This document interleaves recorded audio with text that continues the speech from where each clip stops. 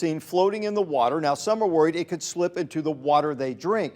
This is what people saw in the Orange River yesterday in Buckingham. And you see some of these blue spots right here? That's not algae. That's blue paint that got into the water accidentally when lead dock crews were performing routine maintenance. Now, Wink News reporter Liz Byro joins us live in the community. So, Liz, what's being done to get it out of the water?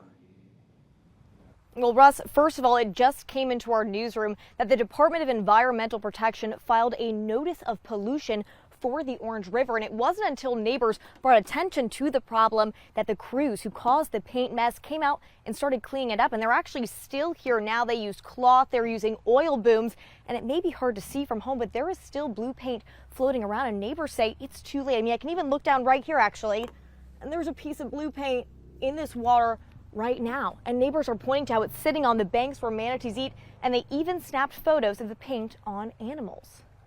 Betsy Burdette loves a good kayak trip down the Orange River in her backyard, but Tuesday, blue paint littered the waterway and left Burdette seeing red. It's mostly along the banks. It's stuck to a lot of the leaves and the plants. It's down in the water. Here's what it looked like Tuesday, all up and down the Orange River. Kelly Gray's home backs up to the water. She said it looked like toxic blue lily pads. It was bright blue, and it was obviously, there was a paint smell in the air. A crew from Lee DOT was painting the underside of this bridge on Orange River Boulevard with a spray gun. Lee County told me it was routine maintenance, and the paint in the water is from overspray due to wind. Gray confronted the group. I said, is this paint marine safe? And he said, I have no idea. Lee County hasn't answered my question of what paint was used or if it was environmentally safe. They did tell me, and we saw it for ourselves, crews went back and were cleaning up the mess. Betsy and Kelly say there's still paint, and they worry about their drinking water.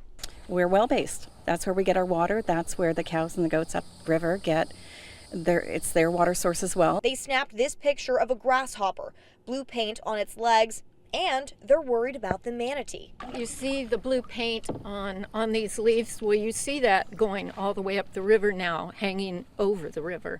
And when they eat, they kind of throw their bodies up on the sides of the banks and they eat the greenery.